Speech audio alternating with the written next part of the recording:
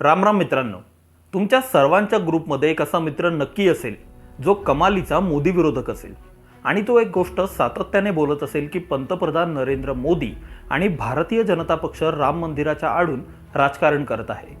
मोदी समर्थक म्हणून तुमचा त्याच्याशी वादही होत असेल आणि त्याच्या वारंवार बोलण्याने तुमच्या मनात एक शंकाही निर्माण होत असेल, बरोबर आहे ना? पण ती शंका निर्माण व्हायला नको का, तर तेच आपण या व्हिडिओच्या माध्यमातून आज बघणार आहोत। आपण या चॅनलवर नवीन असाल तर आत्ताच आमचं चॅनल सबस्क्राईब करा व हा व्हिडिओ अगदी शेवटपर्यंत बघायला विसरू नका। तर आता येऊ मूळ मुद्द्याकडे। हिंदूंचं 500 वर्ष जुनं राम मंदिराचं स्वप्न अखेर पूर्ण झालंय। संपूर्ण देशात आनंदाचं व उत्साहाचं वातावरण या दरम्यान निर्माण झालं होतं। पण या आनंदी वातावरणात काही मोदी विरोधक भाजपवर टीका करण्यात व्यस्त होते। भारतीय जनता पक्ष राम मंदिराच्या आडून आपली राजकीय पोळी भासते आहे अशी टीका मोदी विरोधक करत होते। विश्व हिंदू परिषदेतर्फे 80च्या दशकात राम मंदिरासाठी आंदोलन सुरू करण्यात आलं। त्यापूर्वी 1949 मध्ये नेहरू पंतप्रधान असताना बाबरी मशिदीत चमत्कारिकरित्या प्रभू रामाची मूर्ती अवतरित झाली होती। त्यानंतर बाबरी मशिदीत नमाज पठण बंद झाले होते। हा इतिहास फक्त 1949 पर्यंतचा नाहीये, मात्र बाबरी मशिदीच्या इतिहासात जाण्याची गरज आपल्याला सध्या नाही। आपण परत 80च्या दशकात येऊ। 80च्या दशकात विश्व हिंदू परिषदेने राम मंदिराचं आंदोलन हाती घेतल्यानंतर तेव्हाच्या भारतीय जनता पक्षाच्या नेत्यांनी देशातील हिंदू समाजाच्या घराघरात जात प्रत्येक हिंदूला राम मंदिर आंदोलनासोबत जोडण्यासाठी साथ घातली। भाजपच्या साथास प्रतिसाद देत अनेक हिंदू युवक राम मंदिर आंदोलनाशी जुळले। गेल्या 40 वर्षात भाजप हा एकमेव पक्ष आहे ज्याने आपल्या निवडणूक जाहीरनाम्यात राम मंदिराचा मुद्दा मांडला। 90च्या दशकात भाजपचे ज्येष्ठ नेते लालकृष्ण अडवाणी यांनी गुजरातमधील सोमनाथ ते अयोध्येपर्यंत एक रथयात्रा काढली आणि अडवाणींच्या या रथयात्रेचे सारथी होते सध्याचे पंतप्रधान नरेंद्र मोदी। या आंदोलनाला व्यापक स्वरूप प्राप्त झाले। देशभरातून लाखो कारसेवक अयोध्येत आले व बाबरी मशिदीचा विवादित ढाचा उद्ध्वस्त करण्यात आला। बाबरी मशीद उद्ध्वस्त झाल्यानंतर खऱ्या अर्थाने सर्वोच्च न्यायालयात या प्रकरणाची सुनावणी सुरू झाली। म्हणजे समजा ही बाबरी मशीद पडली गेली नसती तर सर्वोच्च न्यायालयाने उघडपणे राम मंदिर निर्माण व्हावे की नाही यावर सुनावणीच घेतली नसती।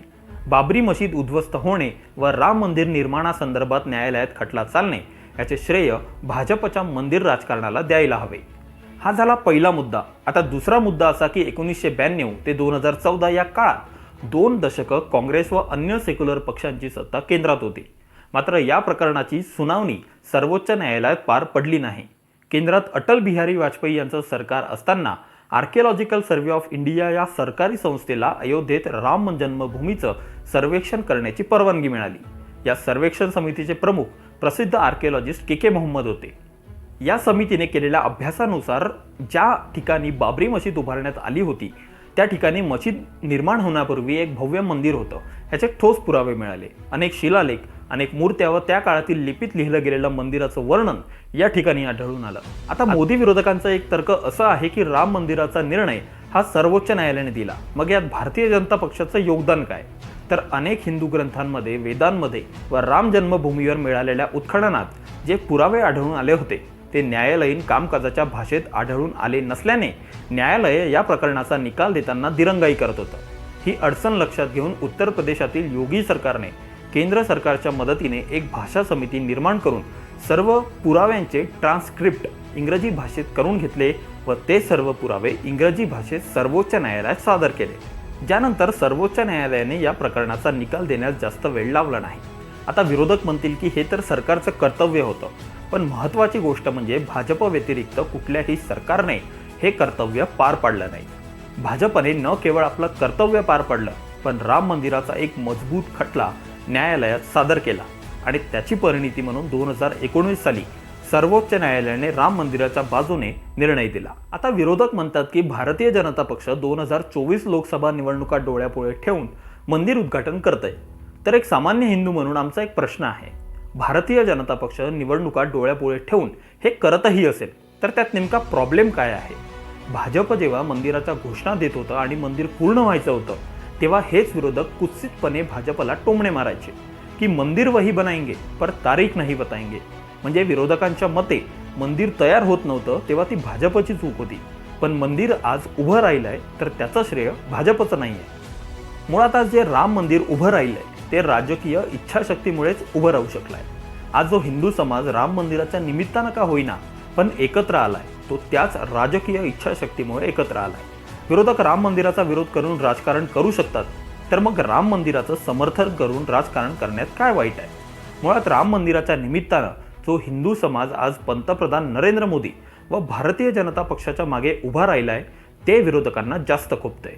मंदिराचा विरोध करून काँग्रेस व त्यांच्या सहकाऱ्यांनी अनेक वर्ष मुस्लिम समाजाची मतं मिळवली, मात्र मोदींच्या आगमनानंतर हिंदू समाज एकवटला व राम मंदिराच्या निर्माणानंतर तो मोदींच्या पाठीशी उभा राहिला। याची जास्त भीती विरोधकांना वाटत आहे आणि म्हणून विरोधकांकडून ही जुमलेबाजी करण्यात येत आहे। तुम्हाला या सर्वाबद्दल काय वाटतं? भाजप राम मंदिराचं राजकारण करून योग्य करतंय की अयोग्य, हे आम्हाला कमेंटमध्ये नक्की सांगा। हा व्हिडिओ तुम्हाला आवडला असल्यास आपल्या तमाम हिंदू मित्रांना शेअर करा व आमचं चॅनल सबस्क्राईब करायला विसरू नका। धन्यवाद।